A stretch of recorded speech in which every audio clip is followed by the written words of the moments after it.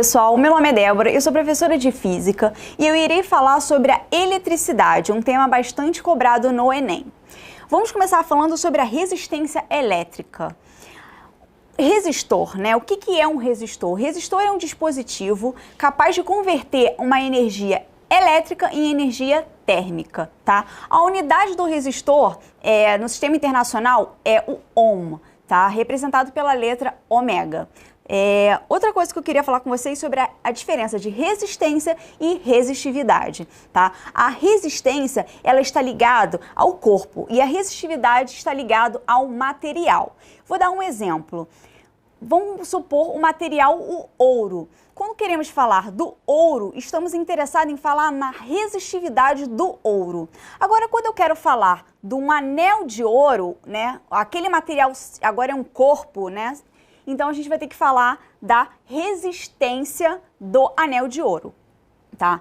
Agora, vamos falar sobre a primeira lei de Ohm, né? É bastante utilizada em circuitos, na parte de circuitos.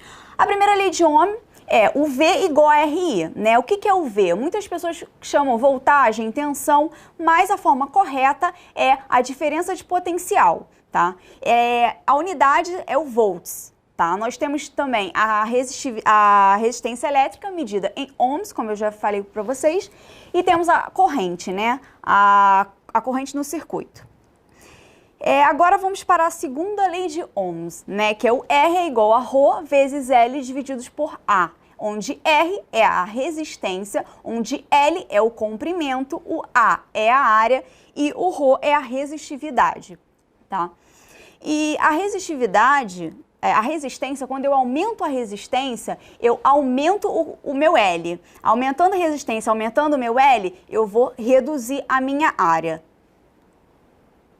Agora eu vou para um termo bastante comum em circuitos, a associação de resistores, né?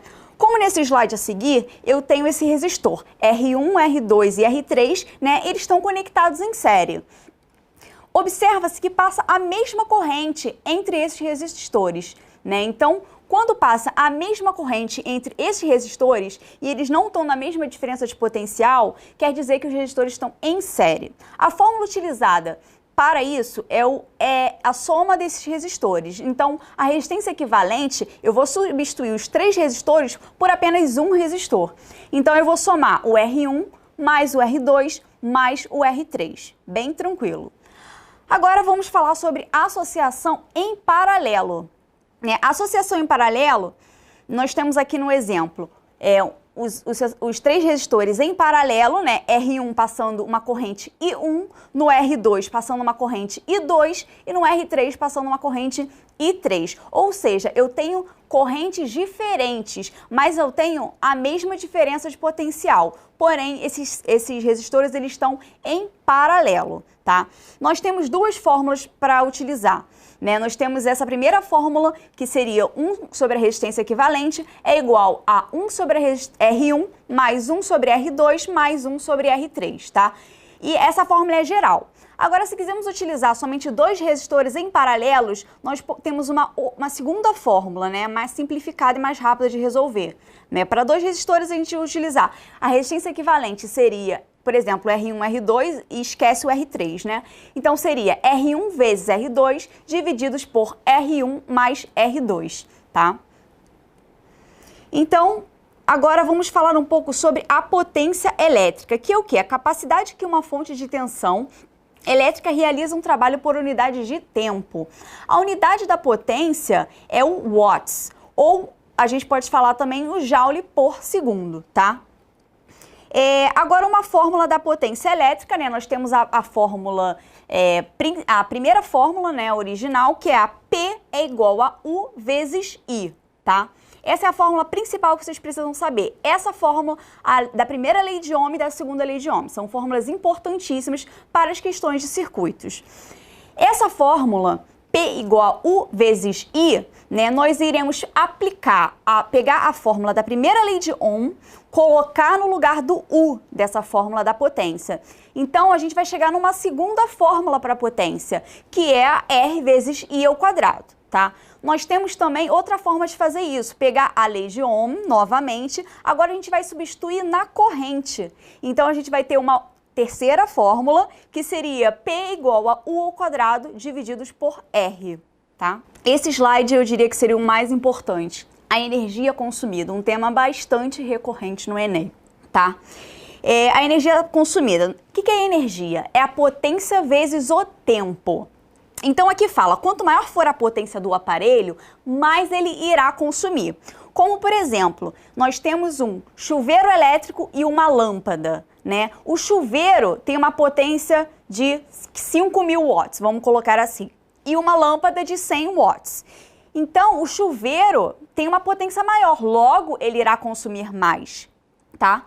E quando maior for o tempo utilizado do aparelho, mais energia ele irá consumir, né? Vamos supor agora duas lâmpadas. Eu tenho uma lâmpada de 20 watts, eu tenho uma lâmpada de 100 watts, tá? Mas a lâmpada de 20 watts ficou muito mais tempo do que essa lâmpada de 100 watts. Então, ela pode gastar muito mais do que essa, mesmo tendo a potência menor, porque ela teve mais tempo, né? Então, é basicamente isso. A unidade, uma coisa importante vocês têm que prestar atenção é na unidade. A unidade do Sistema Internacional para a Energia é o watts vezes segundo. No Enem, ele utiliza quilowatts por hora, tá? Então, vocês têm que estar atentos nessa conversão do watts por segundo para quilowatts hora. Então, esse slide aí mostra para vocês como faz essa conversão, né? Eu tenho aqui 1 kW representa o quê? 1000 watts. Então, 1 kWh, que é o que a gente está querendo transformar para kWh, ele vai ser igual a quê? 1 kWh a gente já viu que é o quê? 1000 watts. Então, a gente vai pegar 1000 watts e multiplicar pelo quê? 1 hora, só que é em segundos que a gente tem essa informação, que a gente quer essa informação. Então, seria 1000 vezes 3.600 segundos. Por quê? 1 hora tem 3.600 segundos. E a gente chega na fórmula de baixo, 1 kWh é igual a 3,6 vezes 10 a 6 segundos. E é isso, pessoal.